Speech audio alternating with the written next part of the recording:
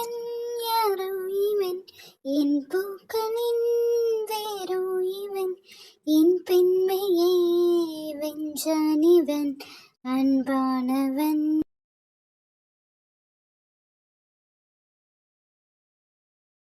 நீ போறியா? ஆமாடி போகணும். வந்து எவ்வளோ நாள் ஆச்சு? உனக்காக தான் வந்தேன். சரி இப்போ நீ நல்லா இருக்கல்ல, நான் கிளம்புறேன்டி. ஏன்டி? அடியே என் புருஷன் பாவுண்டி. இத்தனை நாள் அவர் என்னை பார்க்க வராமல் இருந்ததே அதிசயம். இனிமேல்லாம் மனுஷன் தாங்க மாட்டாரு. நான் கிளம்புறேன்.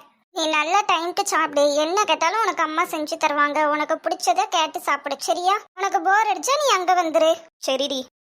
ஆனா பிரகாஷ் கூட போய் வாழணும், அதானே? அது உன் இஷ்டம் தாண்டி. ஆனால் எங்களோட ஆசைலாம் அதுதான். அவர்கிட்ட என் மேலே பாசமே இல்லையா? நானே விவகாரத்து கேட்டால் அவர் என் கையில் கால விழுந்து கெஞ்ச வேண்டாம் கொடுக்கேன்னு போயிட்டாரு. என்னடி வாய்க்குள்ளே முணமுணுத்துட்டு கிடக்க? ஒன்றும் இல்லை ரம்யா. சரி, நடந்து முடிஞ்சது நடந்து முடிஞ்சிட்டு இனிமேல் ஹாப்பியாக இருக்கிற வழியை பாரு, சரியா? இன்னும் கொஞ்ச நாளில் உனக்கு குட்டி பாப்பாவோ குட்டி தம்பியோ வந்துடும். அதை எப்படி வளர்க்கலாம், அது கூட ஹாப்பியாக எவ்வளோ மூமெண்ட்ஸ் இருக்கும், அதெல்லாம் யோசிச்சு சந்தோஷமா இரு, சரியா? கண்டிப்பா. உனக்கு போர் அடிச்சிச்சுன்னா அங்கே நான் மினி எல்லாருமே இருப்போம், வா, சரியா? எனக்கு எங்கடி போர் அடிக்க போகுது? வேலை பார்க்குறதுக்கே நேரம் கரெக்டாக இருக்கா. அதையும் விட்டாதான் சத்தியா இருக்கால்ல. அப்புறம் என்ன, அவளை தாண்டி ஒரு கம்பெனி தேவையே என்ன நம்மளுக்குலாம்? அதாண்டி, அவள் இருக்கிற இடமே கலகலன்னு வச்சுப்பா. நான் அமைதியாக உட்காந்தாலும் அவளே வந்து தியாக்கா தியாக்கான்னு வந்து பேசிட்டு என்ன சிரிக்க வச்சுட்டுருப்பா. அப்புறம் என்ன? சரிடி, நீ சந்தோஷமா இரு, அதான் எங்களுக்கு வேணும் தியா. நான் கிளம்பட்டா? சரி ரம்யா.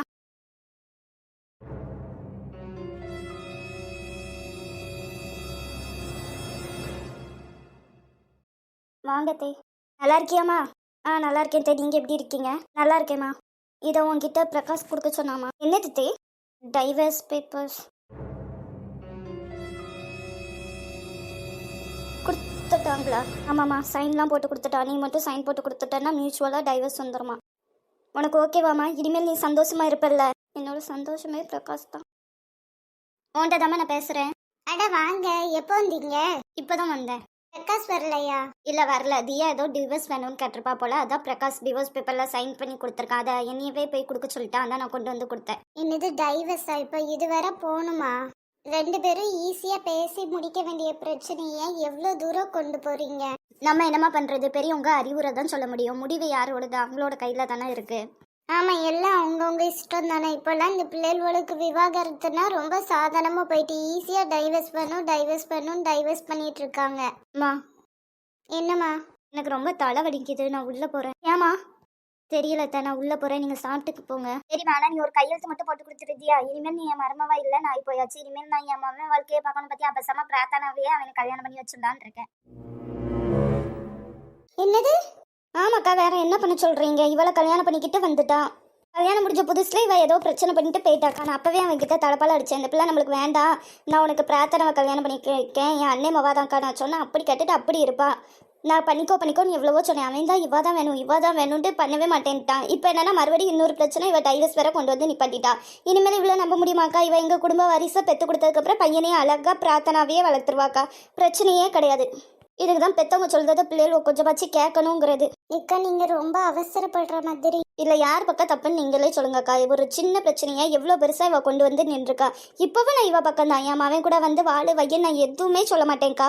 அவளுக்கு என்ன தோணுதோ அதுவே செய்யட்டும். அதே மாதிரி என் மவன் இல்லாக்கா, நான் அப்படியே அவனை விட முடியாதுல்ல. அவனுக்கு ஒரு நல்ல வாழ்க்கையை நான் அமைச்சு கொடுக்கணும்லாக்கா. அதுக்குண்டான வேலையை நான் பார்க்க வேண்டியதானே. நீங்க சொல்றது சரிதான்க்கா. அதனால சைனை போட்டு கொடுத்துருமா. சைன் நான் என் லாயர்கிட்ட பேசிட்டு எல்லாத்தையும் ரீட் பண்ணிட்டு போட்டு தரேன். ஒரு நாள் உங்கள் பையனை பொறுக்க சொல்லுங்க. சைன் போட்டதுக்கப்புறம் எவளையும் கல்யாணம் பண்ணிட்டு எப்படி வாழ்ந்துட்டு போறாரு.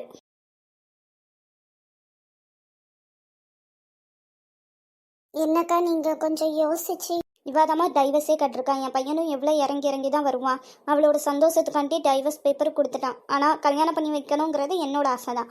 என் பையன் அதுக்கு ஆசைப்பட்டா நான் கல்யாணம் பண்ணி வைப்பேன். அப்படி அவன் ஆசைப்படலையா, அவன் கடைசி வரை என் பையனா என் கூடயே இருக்கட்டும்க்கா.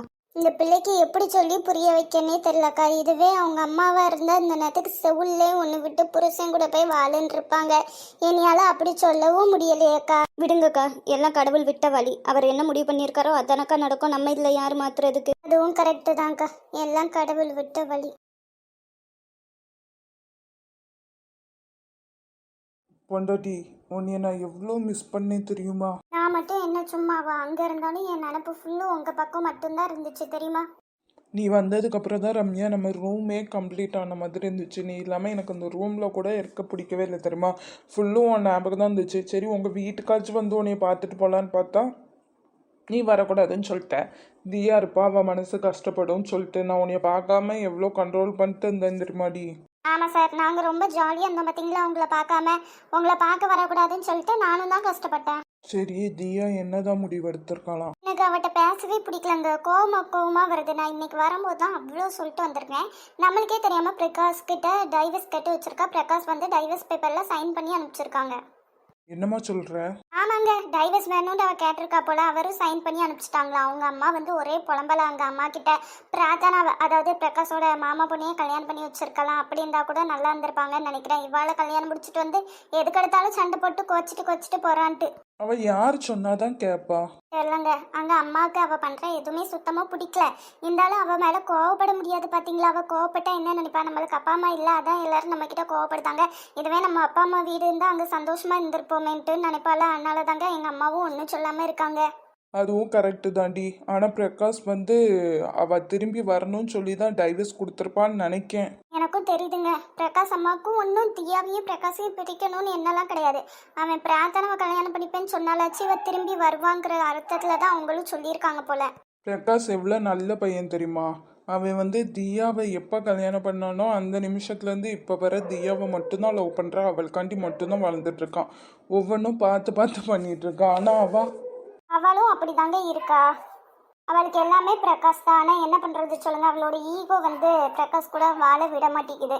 நம்ம அம்மா அப்பாவை அவர் கொல்லலன்னு தெரியும், ஜஸ்ட் உண்மையை மறைச்சிட்டாங்க. அவர் மேலே எந்த தப்பு இல்லைன்னு தெரியும், ஆனால் போய் வாழ மாட்டா. இன்னும் பிரகாஷ் வந்து கெஞ்சணும்னு நினச்சிட்டு இருக்கா போல. நம்ம வழி தான் சொல்ல முடியும், இது நல்லதுன்னு சொல்லிட்டு. முடிவெடுக்கிறது அவளோட இஷ்டம் தானே. கண்டிப்பாக, அதனால தான் நானும் அவள்கிட்ட ஒன்றும் ஃபோர்ஸ் பண்ணிக்கல. எல்லாம் நல்லபடியாக நடக்கும்னு நம்புவோம். அப்புறம் பொண்டாட்டி அம்மா வீட்டுக்கு போயிட்டு நல்லா அழகாயிட்டு வந்துட்ட போல. ஓ, அப்போ சாருக்கு நான் இங்கே இருக்கும்போது அசிங்கமாக இருந்தானா? ரொம்ப அழகாயிட்ட. அப்படியா? எவ்வளோ அழகு! நாள் முழுக்க உன்னைய பார்த்துட்டு ரசிச்சுட்டே இருக்கணும் போல இருக்கு. அப்படி ரசிச்சாலும் போர் அடிக்காது, அவ்வளோ அழகா இருக்க.